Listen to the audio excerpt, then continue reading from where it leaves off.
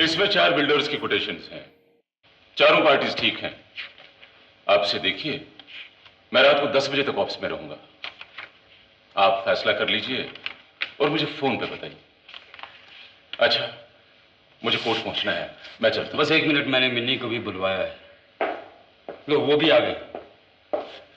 आओ बेटी, आओ बेटी, जरा मैं जल्दी में हूं। ये 4 कोटेशंस हैं, तो मैंने अच्छी तरह देख लो, फिर शाम को बात करते हैं। किस किस की है? अरे, इसमें विनायक राजवंश वालों की कोटेशन नहीं है। उसे इस काम में कोई दिलचस्पी नहीं है। क्यों? सुमय राजवंश ने बुकलेट देखते ही कहा कि वो होटल अपोलो तो क्या, किसी भी होटल का काम नहीं करेगा। दरअसल वो बहुत बिजी है। अच्छा, मैं चलता हूं।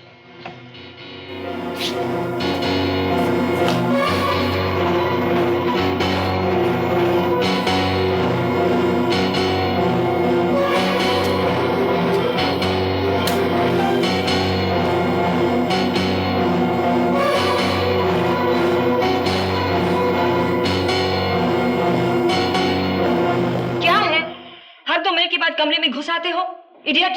साहब के लिए सूप लें।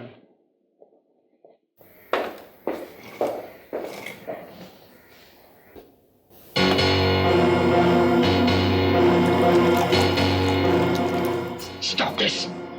तुम्हें हो क्या गया है? पागल है, यही कहना चाहते हैं ना? हाँ, तुम वाकई पागल हो गई हो। नहीं तो ये होटल बनाते बनाते अपने आप को यूं बर्बाद नहीं करती। अरे स्टॉप दिस तकरीरबाजी। मुझे अपने ढंग से जीने क्यों नहीं देते? वो सुमेर राजवंश तुम्हारे आसाब पर सवार हो गया है। ये सब कुछ तुम उसे नीचा दिखाने के लिए कर रही हो। माय फुट है कौन वो? ऐसे मेरी कसम है, उससे आपके तलवे चटवाऊंगा। आप देख लेना, एक दिन ये होगा। भूल जाओ उसे, उसकी शादी हो चुकी है, एक बच्चा है उसका। तो आप क्या समझते हैं, मैं उसे शादी करने के लिए दीवानी हो रही थी?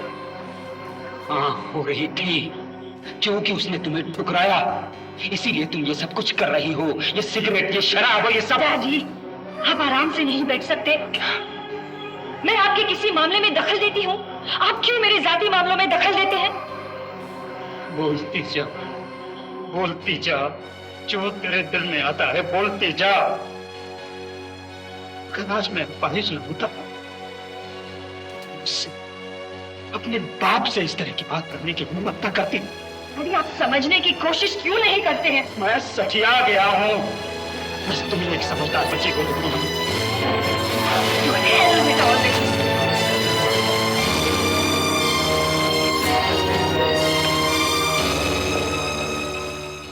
ये बार बार इन्हें क्या हो जाता है डॉक्टर साहब?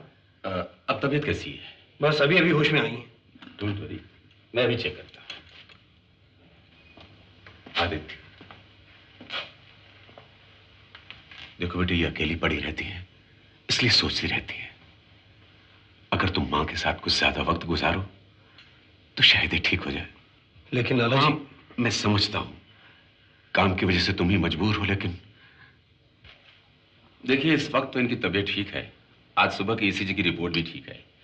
इनके साथ एक ही प्रॉब्लम है कि इनके दिल पर एक बहुत बड़ा बोझ है जो अकेले रहने से बढ़ जाता है। मैं भी तो यही कह रहा था बेटे। तो डॉक्टर साहब अब क्या किया जाए? मेरे ख्याल से कुछ दिनों के लिए किसी नर्सिंग होम में एडमिट कर देना चाहिए। नहीं, मैं कहीं नहीं जाऊंगी, मैं कहीं नहीं जाऊंगी। अगर मरना ही है तो अपने ही घर में मरूंगी, मैं कहीं नहीं जाऊंगी। ठीक है माँ, ठीक है, तुम कहीं नहीं जाओगी। रिलैक्स।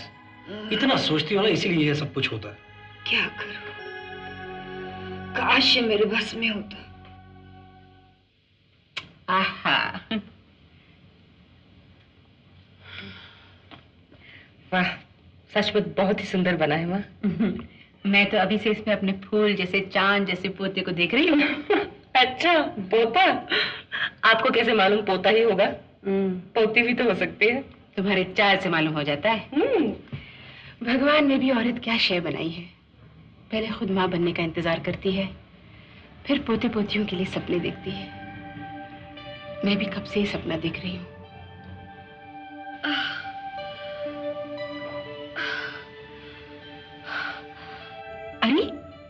परेशान क्यों हो रही हो बेटी? जैसे जैसे डिलीवरी की डेट नजदीक आती है तुम लोग खाना डरने लग जाते हो। परेशान ना हो, सब ठीक हो जाएगा। नहीं माँ, मैं परेशान नहीं हूँ।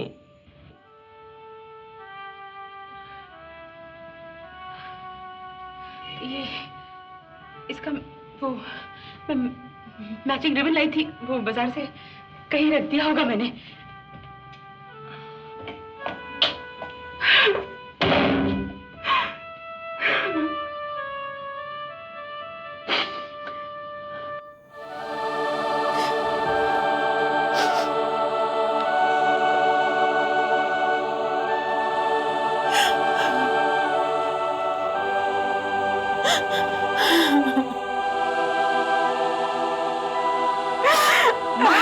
सुमेर आया है।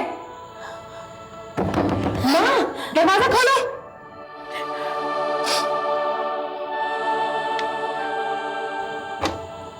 माँ, देखो तुम्हारा बेटा तुम्हारे लिए क्या सरप्राइज लाया है। चलो ना नीचे, चलो। अब आंख बंद करो, एक सरप्राइज है आपके लिए। आओ माँ। अब आंख खोलने का बिगुल बच गया। अरे ये किसकी है? आपकी माँ, आपकी। अरे उठ मेरे गले से लग। समझी? तुमने अपनी गाड़ी ले ली? और क्या माँ, आप समझती हैं कि आपका बेटा इतना निकम्मा है कि गाड़ी भी नहीं खरीद सकता? आओ बैठो। चल। भगवान बुरी नजर से बचाए। बैठो। नहीं, यहाँ तो रेखा बैठेगी ना? अरे नहीं माँ, यहाँ मेरी माँ बैठेगी, रेखा पीछे बैठेगी। आओ रेखा। संभल के बेटे। शाबाश। अच्छा, लेकिन अब चलेंगे कहाँ? पहले चलेंगे हॉस्पिटल। रेखा के लिए रूम बुक किया है, उसे देख लो। और उसके बाद चलेंगे मरीन ड्राइव सैर करने। चलो। चल। अच्छी है ना माँ? बहुत अच्छी, बड़ी खुशी। भगवान। अब आपकी मम्मी की तबीयत कैसी है? आगे से बेहतर है, शी इज बेटर। अच्छा, मुझे बहुत फिक्र हो रही थी, इसीलिए मैं जल्दी आ गई। Thank you. कल घबराहट में मैं आपके घर का नंबर लेना भूल ही गई, नहीं तो शाम को ही उनकी तबीयत के बारे में पूछ लेती। आई एम सॉरी, आपको इतनी परेशानी उठानी पड़ रही है।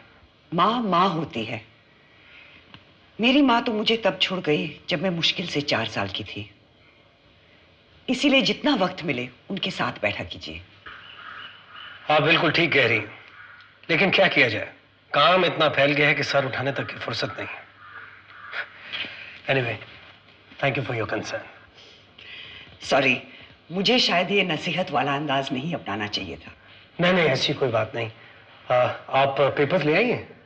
नहीं, आज तो मैं सिर्फ आपकी मम्मी की तबीयत के बारे में पूछने आई हूँ। और आप शायद भूल रहे हैं, मैंने आपसे कहा था ना कि मैं सारी पेमेंट्स कलेक्ट करके ही आपके पास आऊंगी। लेकिन आप जो यहाँ से इतनी बड़ी रकम ले गई हैं, तो वो क्या इतने दिन बेकार पड़ी रहेगी? क्या फर्क पड़ता है? चलो यूं करते हैं, ये रकम मैं फिलहाल आपके पास री इन्वेस्ट करूंगी, और जब दिल्ली की पेमेंट्स मिल जाएंगी तब देखा जाएगा। That sounds fine. Excuse me. आइए लाला जी। आप वापस घर जा रहे हैं?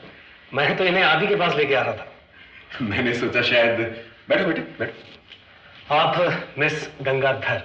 सीमा गंगाधर। ओहो, तो आप ही हैं मिस सीमा गंगाधर, जिनकी रकम हमारे अकाउंट्स वाले हजम कर जाने वाले थे। और आप हैं लाला जगदीश प्रकाश। नमस्ते। हमारे सब कुछ।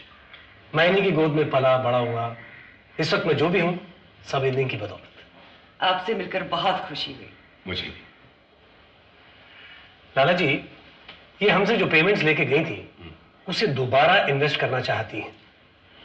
तो उसके लिए तो आपको मेरे साथ मेरे ऑफिस चलना होगा।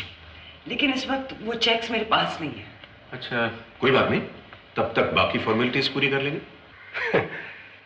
लाला जी सोचते हैं आप कहीं बाद में इरादा ना बदल दें। मैं जब इरादा करती हूँ तो बहुत सोच समझ के करती हूँ, और एक बार इरादा किया तो उसे आसानी से नहीं बदलती। चलिए। आइए।